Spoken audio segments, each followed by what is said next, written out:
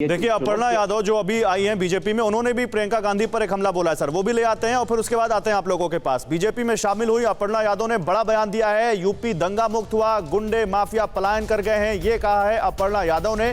UP में अराजकता नहीं है, बेटियां सुरक्षित हैं। और प्रियंका गांधी पर भी अपर्णा ने हमला किया, स्लोगन की राजनीति मत करिए, जनता सब जानती है। अपर्णा सीधे सीधे कांग्रेस पर और प्रियंका गांधी पर हमला करती हुई उन्होंने कहा कि पंजाब और राजस्थान में लड़की हूं स्लोगन का क्या हुआ। अपर्णा प्रियंका गांधी से ये पूछती हुई कि बेटी हूं और लड़ सकती हूं, लड़की हूं लड़ सकती हूं।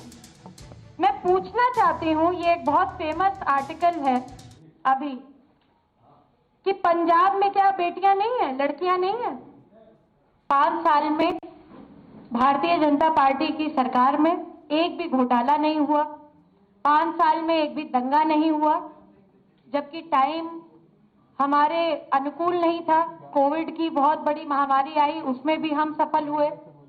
47,000 से ज्यादा भूमाफिया और गुंडे आज जेल में हैं।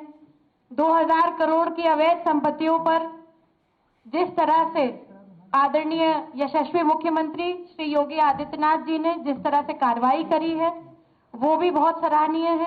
और गुंडा राज, भ्रष्टाचार, दंगा राज से मुक्त प्रदेश भाजपा की सरकार में है।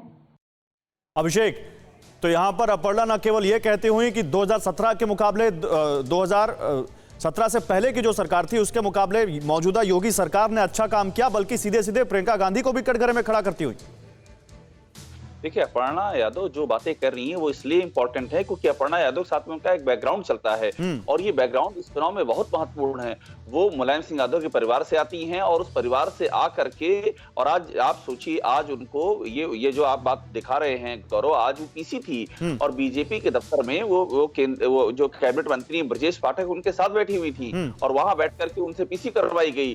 इसके पहले भी अनुराग ठाकुर की मौजूदगी में बेटी बचाओ वाले अभियान में उनको बुलाया गया। तो बीजेपी उनको बड़ी प्रोमिनेंस दे रही है, उनको बाकायदा उनसे जो बीजेपी का अपना मैसेज है वो उनके जरिए उचित प्लेटफॉर्म पर कन्वे करवाया जा रहा है। तो चाहे वो प्रियंका गांधी पर अटैक करें, चाहे वो अखिलेश यादव पर बोले, बड़ी बात यह है कि उनके साथ जो उनका बैकग्राउंड जुड़ा है वो बीजेपी के लिए बहुत महत्वपूर्ण है और इसीलिए उनको इसमें पूरी प्रोमिनेंस दी जा रही है। अभी आप आने वाले वक्तों में और नहीं, लेकिन लगातार मनीष के पास जाऊंगा। मनीष, लगातार ये खबरें आ रही हैं कि उनको अखिलेश यादव के खिलाफ भी उतारा जा सकता है। अपर्णा यादव खुद कह रही हैं कि पार्टी जहां से कहेगी वहां से मैं चुनाव लड़ूंगी, लेकिन बाद में ये खबरें भी हैं कि अपर्णा खुद जो चाहती हैं वो चाहती हैं कि कोई सेफ सीट हो उनके लिए ढूंढी जाए।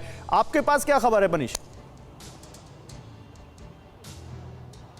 देखिए, बिल्कुल जो आपने कहा, अपर्णा राजनीतिक रूप से सुरक्षित तौर पर अपनी पारी बीजेपी से शुरू करना चाहती हैं और इसके लिए करहल का जो फैसला होगा वो उनके सियासी सफ़र के लिए बहुत मुश्किल भरा हो सकता है। तो ऐसे में आज सवाल इस बात पर जब हुआ तो अपर्णा ने कहा कि हालांकि ये संगठन तय करता है कि किसको कहाँ से चुनाव लड़ना है, मुझे चुनाव लड़ाना है या नहीं लड़ाना, वो पार्टी तय करेगी। लेकिन जो सूत्रों की मान है तो अपर्णा यादव खुद वहाँ से करहल से चुनाव लड़ने की इच्छुक नहीं है।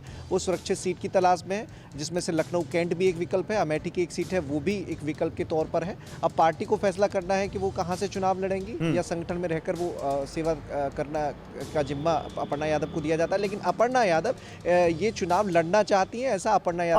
अभिषेक, आपकी भी तो अपर्णा से लगातार जब आप उनसे मिलते रहते हैं, आप उनसे बात करते रहते हैं, कई बार आपने उनका टिक टैक किया है, इंटरव्यू किया है।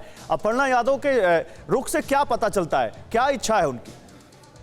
देखिए, मनीष एकदम सही कह रहे हैं। अपर्णा यादव करहल से लड़ने की बिल्कुल इच्छुक नहीं है और ये भी तय है कि वो चुनाव लड़ना चाहती हैं, इसमें भी कोई दो राय नहीं है।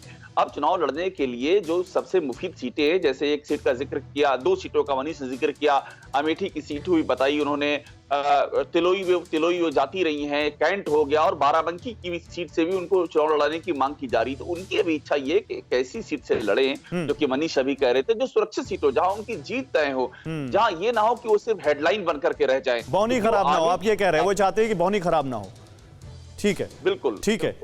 कोरोना धर्म नहीं देखता, जात नहीं देखता, अमीर गरीब ऊंच नीच नहीं देखता। कोरोना सिर्फ मौका देखता है, लेकिन आप उसे मौका मत दीजिए। बस इतना कीजिए, जब कभी दफ्तर से, बाजार से घर लौटिए तो इतना ख्याल जरूर रखिए कहीं आपके साथ कोरोना आपके घर तो नहीं जा रहा। भूलिए मत, कोरोना अभी जिंदा है।